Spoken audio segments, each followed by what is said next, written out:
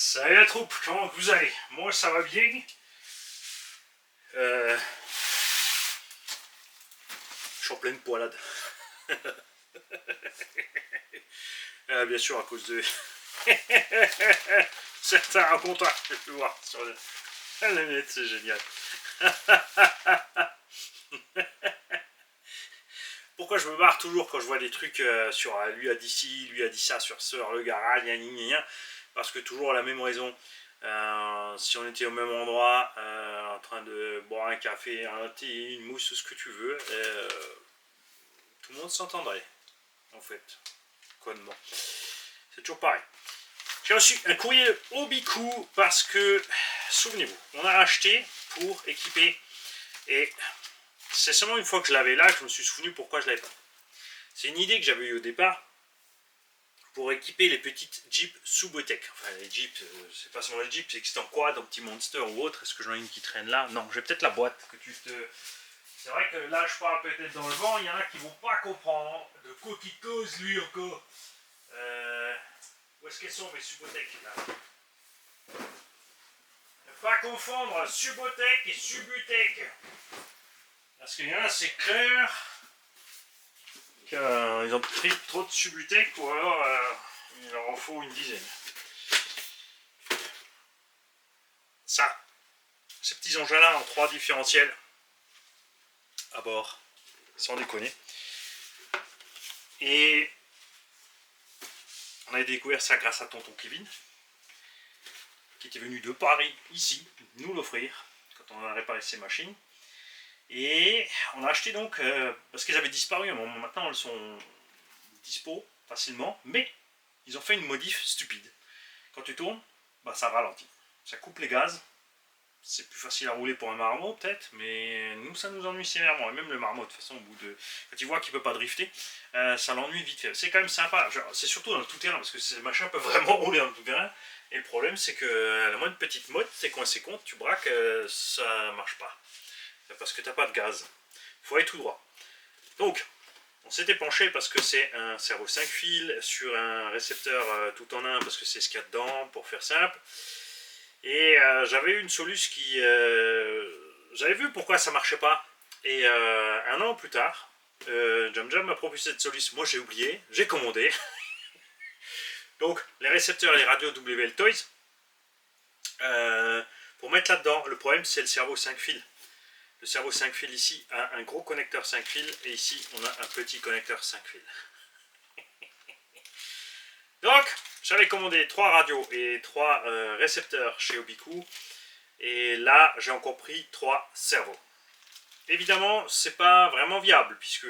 Alors, si tu prends un petit Subotek standard, il était. Bon, maintenant, avec la TV, les frais de port, ça va être plus cher. Mais à l'époque, c'était à 35. Ceux-là, ils étaient plus chers parce qu'il y a la grosse carreau Jeep, c'est aussi plus lourd, on perd de l'autonomie, etc. Mais j'aimais bien le look de cette petite Jeep.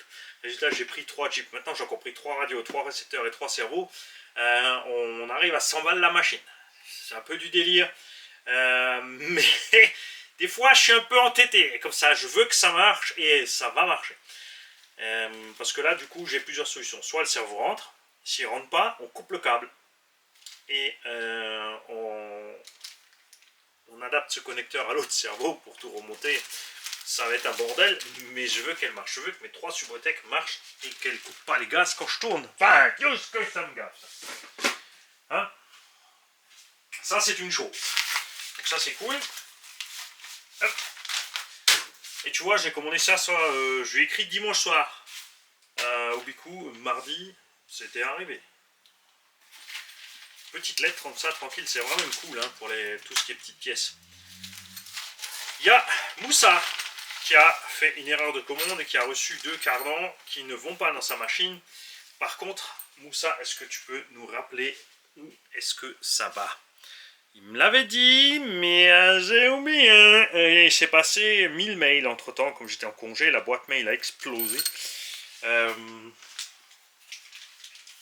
Voilà. Donc Moussa, si tu peux nous dire d'où viennent ces cardans pour qu'on puisse dépanner un petit haut avec, bien sûr. Et c'est pareil, si t'es dans la panade, t'as perdu un cardan, ils sont usés, tu me mails, ça va dans une enveloppe qu'on a reçu de tonton, qu'on a un timbre qu'on a reçu de tonton, C'est un truc bien et tentant et c'est gratuitement chez toi. C'est pas génial, hein? Et nous avons un colis de tonton Nico. Tonton Nico qui devait m'envoyer un truc pas aussi gros que ça me paraît étrange. Bonjour Mani, comme je te l'ai demandé par mail, j'ai trois cosses à souder. C'est dans la petite boîte avec le nécessaire pour me les renvoyer. Ah, parce qu'en plus, toi, t'as fait une boîte pour que je te les renvoie. Déjà estampillé et tout. Et par la poste, tu peux pas utiliser mon dernier relais, c'est beaucoup moins cher. Et pour le reste du colis, tu en fais ce que tu veux. Tu en fais ce que bon te semble. Le diff central a pris du jeu, ça a mangé la couronne. Il manque cerveau de direction, la boîte radio et la radio. Post-scriptum, le petit gâteau, c'est pour le petit café du matin et merci pour ta gentillesse. Merci Nico.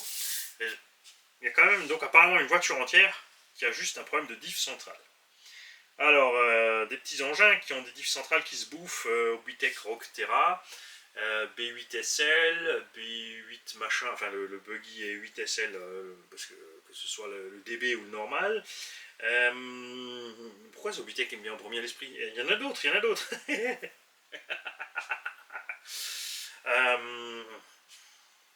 voilà.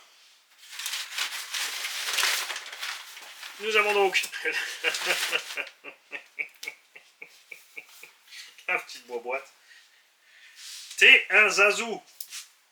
T'es un zazou. Alors, tonton, il a un souci de soudure. La vache, le prix du colis. La poste, 7,45€. 4,60€ mondial relais. On doit donc lui faire une petite soudure. Hein. Il a même envoyé les prises avec. On a un petit MH120 qui est en XT en DIN. Alors là, on a une petite soudure à faire. C'était pas la peine d'en envoyer une autre parce que je vais sortir la boîte et je vais te ressouder ça dedans. Il n'y a pas de souci. La slipo. Elle a le même bug. Ah ouais, ça c'est rigolo. On va te souder ça, t'inquiète pas, on va te renvoyer ça. Attends que je relise. 3 cosses à souder, 3 cosses, oui, donc la troisième est pour mettre là-dessus. La vache, la cosse va être plus grosse que le Vario. Et c'est un petit MH120, précisément. Pour rappel, c'est le tonton Nico qui a gagné le petit Hydrobar 10 TT jaune. Souvenez-vous, avec les yeux qui font comme Mani.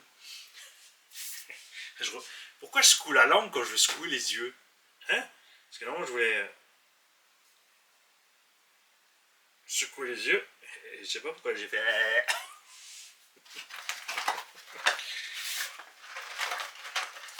Ah dis donc, ça te fait cher la soudure de cosse, mon kiki. Entre l'envoi du colis et ça, donc celui-là il est encore plus cher. T'as dû mettre 17€ sur la table pour m'envoyer des trucs pour te le souder. Ah, Dieu. La poste, ça tourne plus rond du tout. Ça tourne plus rond. Et nous avons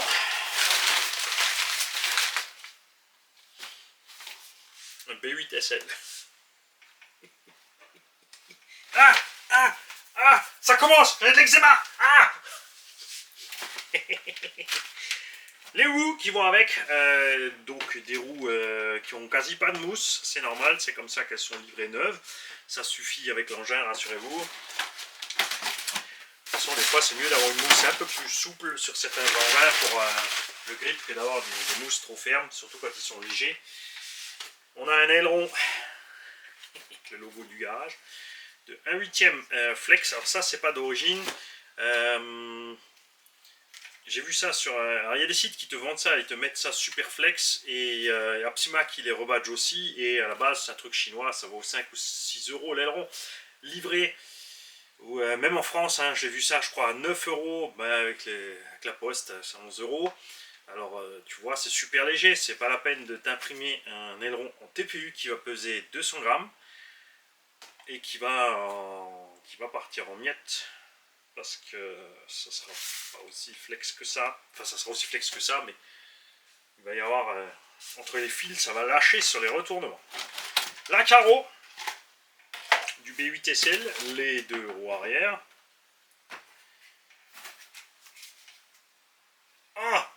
Ah ouais, c'est vrai qu'ils ont fait ça. ne faites pas une GT de vos Hobbytech B8 SL et tout ça, pour la simple raison que la transmise est trop faible. Une fois que tu as mis des roues GT dessus, avec le grip, c'est une catastrophe. De toute façon, tu n'as pas vraiment de grip. C'est pas une bonne idée. Faites ce que vous voulez si ça vous le dit, mais moi, je vous le déconseille. Et entre l'achat d'un B8 SL plus le kit pour passer en GT, bah, tu prends une Oba OVT. La VT, tu peux la rehausser assez, tu lui mets des roues à crampons, tu mets une autre carrosserie, et elle est partie dans tout terrain, c'est pas un problème si tu veux faire l'inverse. Il nous a mis avec un petit chargeur automatique, du scotch pour la réparer. Et voici donc, alors c'est pas le B8 SL, si c'est le Runner BX8 SL Runner. Ok, parce qu'il y a, attention, il y a une grosse différence entre le B8 SL et le DB8 SL et le BL Runner. Le Runner est en charbon. Tu peux y passer un brushless, mais reste en 2S. Hein, parce que ce sont, regarde la taille des diffs. Ils ont poussé là le vis trop loin, je pense. Le B8 SL, ce sont des diffs de genre taille SC1 dixième, comme le Traxxas Slash par exemple, comme ce qu'il y a dans le Rogue Terra, avec une base de buggy 1.8. La transmise 1 dixième souffre dans ce 1 huitième. Et le B8 Runner, c'est encore pire. C'est tout petit rikiki. Tu vois, genre FS Racing et compagnie T2M. Un morceau en plastique et tout ce que tu veux. Il est à 180 €. Le look de départ, franchement, je le trouve sympa. Ça, faut leur laisser. Hein. Ils ont fait un truc qui a un bon petit look. La carreau en espèce de PVC. Après, en buggy, ça va parce que souvent en buggy, tu éclates pas trop ta carreau. En plus, elle est réversible et ça, non, ce n'est pas une invention Hobbytech. Regardez, cabine avancée, cabine reculée. Alors, c'est pas tout à fait prévu, mais tu peux le faire. Et ça, c'est Maverick qui avait fait sur le Desert Wolf, qui était en SC et en buggy. Tu pouvais inverser la carreau. Et Maverick, c'est pareil, hein, c'est aussi une sous-fabrication chinoise FS Racing ou BSD ou autre. Et nous avons donc ici les éléments qui restent de cette machine. Combo charbon, donc le grand classique justement du diff qui se bouffe. Entre temps, il y a des améliorations de dispo et tout ce qu'on veut. Hein. Donc on verra. Il faudra bien sûr, on va nettoyer entièrement cet engin, on va le refaire. Alors tonton, il avait rajouté des rondelles ici. Et des cales de butée aussi. Ah, parce que justement, il est passé en mode GT. Ouais, non, non. On le repassera en TT. Après, bien sûr, il y a des trucs... Bon, ça va, c'est en 8 mm. Mais regarde un peu la longueur du levier pour pouvoir passer des écrous de 17 là-dessus et des roues de 1.8. Alors ça va parce que c'est un peu léger. C'est encore un peu plus léger que des roues de buggy 1.8. Mais vois un peu l'effort qui est là-dessus. Hein, sur la transmise, les noix, tout ça. Et pense aux petits diffs là-dedans. Et pense au pauvre petit moteur charbon qui doit entraîner tout ça. Ça roule pas super vite. C'est pas spécialement endurant. Je suis pas fan. Il n'y a pas que chez eux. Il y a plein d'engins comme ça. Comme dit, toute la série FS Racing, BSD et compagnie qui sont dans ce genre-là. Je suis pas fan pour justement ces raisons-là. C'est que tous ces engins... Ok pour le pilote occasionnel. Le gars qui roule une fois par mois, une batterie ou deux, ou une fois tous les week-ends, une batterie, ça passe. Mais au-delà, ça s'use très vite. C'est pas très cher à l'achat, mais derrière, ça se dégrade aussi très vite. Pour le prix de ça, alors le prix là par contre est sympa, je crois qu'ils te vendent ça dans les 180 ou 200 balles, je sais plus si c'est avec une batterie ou pas. Si tu te poses la question, est-ce que je prends ça? C'est sûr, c'est en 4x4. Ça, c'est leur avantage, c'est en 4x4 par rapport à Traxxas, ou maintenant la nouvelle série Arma Mega 2VD, qui sont des faux 4.2, parce que c'est des 4x4 qui ont été amputés de la transmission avant.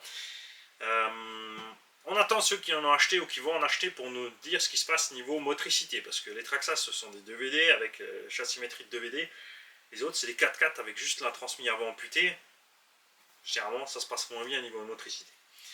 Donc il faut savoir que pour 200 balles tu as le Traxxas ou par exemple le Arma. Le Arma c'est sûr, genre en 4x4 déjà ce sont des tanks. En dos motrice c'est utile parce que c'est justement l'avant que tu tapes le plus souvent. Les Traxxas, ils ont évolué maintenant, il y a une version kit avec kit LED qui a déjà le petit pare-choc. Nous on met tout simplement un pare-choc RPM devant en plus. Sur ces deux roues motrices, ça sauve tout parce qu'à l'impact ça permet à l'avant de lever et de se poser sur l'obstacle tranquille. Donc pour 200 balles, tu as ces engins là aussi. Et comme dit, ça c'est en 4x4, les autres sont 4x2, c'est à toi de faire tes choix. Moi, le Rustler ça me convient, le Arma c'est sûr que ça va aller. C'est sûr que ça va aller. À voir ce qu'ils ont fait un peu pour la transmission centrale, parce que c'est vrai qu'il y a juste le slipper au centre et ensuite on pousse direct le diff arrière. Bon, ils sont en charbon, c'est le gros diff avec les grosses dents, même si c'est la version plastique, bon, ça tiendra. Je suis confiant de ce côté-là. Mais on va quand même attendre que quelqu'un l'ait testé comme il faut. Hein, avant de s'avancer trop, parce que des fois on a des marques qui nous font des belles surprises et des fois on a des marques qui nous font des sales surprises. C'est comme ça. Merci tonton Nico. Alors ça va être du boulot pour Julien B. Il m'a dit la dernière fois, ouais, si jamais tu as du boulot à faire, voilà, t'en as. Là t'en as. Et on verra bien sûr pour organiser les pièces qu'on achète par exemple, justement, précisément avec l'argent que les gens nous envoient en don. Oui, c'est à cause des statistiques de quelqu'un. On a un pro des statistiques qui se fait toujours du mal à comprendre.